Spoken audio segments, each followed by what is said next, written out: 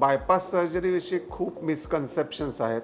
तर तुम्हाला जर हार्ट अटॅक आला असेल, तुमची जर अँजिओग्राफी झाली असेल, तर मी तुम्हाला विनंती करीन की तुम्ही कार्डिओथोरॅसिक सर्जनकडनं एकदा ओपिनियन घ्या. तुम्ही कार्डिओलॉजिस्टकडनं ओपिनियन घेतलं, तुम्ही आता कार्डिओथोरॅसिक सर्जन किंवा बायपास सर्जरी करणारा जो डॉक्टर आहे, त्याच्याकडनं एकदा ओपिनियन घ्या. बऱ्याच अंशी आपली अँजिओप्लास्टी ही त्या तुमच्या हार्ट अटॅकसाठी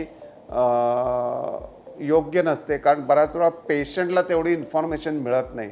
तर कार्डिओथोरॅसिक सर्जन जो बायपास सर्जरी करणारा माणूस आहे, तर डॉक्टर आहे, तो तुम्हाला योग्य माहिती देऊ शकेल. लोकांना बायपास सर्जरीची भीती असते की मला इथं एवढं कापलं जाईल, तेवढं कापलं जाईल, माझा हार्टच बाहेर काढलं जाईल. असं कुठल्याही बायपास सर्जरीमध्ये हृदय बाहेर काढलं जात नाही.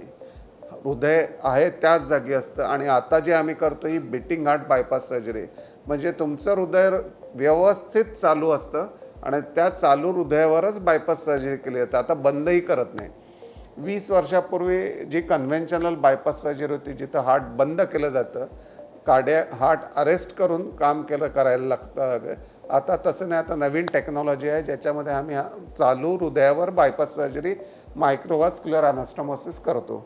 तर बायपास सर्जरीला घाबरायचं काहीच कारण नाही. बायपास सर्जरी सोमवारी केली तर शनिवारी तुम्ही घरी जाल. एकच दिवस तुम्ही बिछानात असाल ICUमध्ये.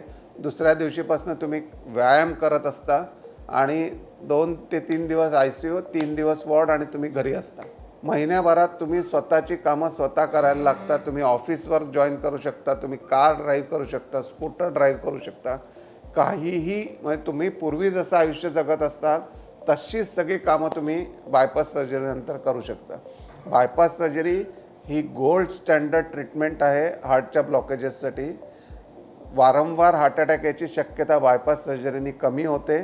हार्टचं फंक्शन प्रिझर्व्ह केलं जातं. डायबेटीस ज्यांना आहे त्यांच्यासाठी ही गोल्ड स्टँडर्ड ट्रीटमेंट आहे. ज्यांचं हार्टचं फंक्शन पूर्वी हार्ट अटॅक आले त्याच्यामुळे कमी झालं आहे, म्हणजे हार्टचं फंक्शन 25%, 30% असं झालं आहे, बायपास सर्जरी डेफिनेटली अँजिओप्लास्टीपेक्षा बेटर आहे या गोष्टींमध्ये. अँजिओप्लास्टीसाठी वेगळे इंडिकेशन्स आहेत, बायपास सर्जरीसाठी वेगळे इंडिकेशन्स आहेत. तर तुम्हाला जर हृदयाविषयी माहिती पाहिजे असेल किंवा हार्ट अटॅकाला असेल ओपिनियन पाहिजे असेल तर कार्डिओलॉजिस्टबरोबर तुम्ही कार्डिओथोरॅसिक सर्जनलाही दाखवा आणि त्याचंही ओपिनियन घ्या, असं मी तुम्हाला नक्की सांगेन. तर तुम्हाला जर काही प्रश्न विचारायचे असतील, काही शंका असेल तर तुम्ही नक्की आम्हाला कॉन्टॅक्ट करा आणि आम्ही त्यांचं शंकेचं निरसन करायचा प्रयत्न करू. धन्यवाद.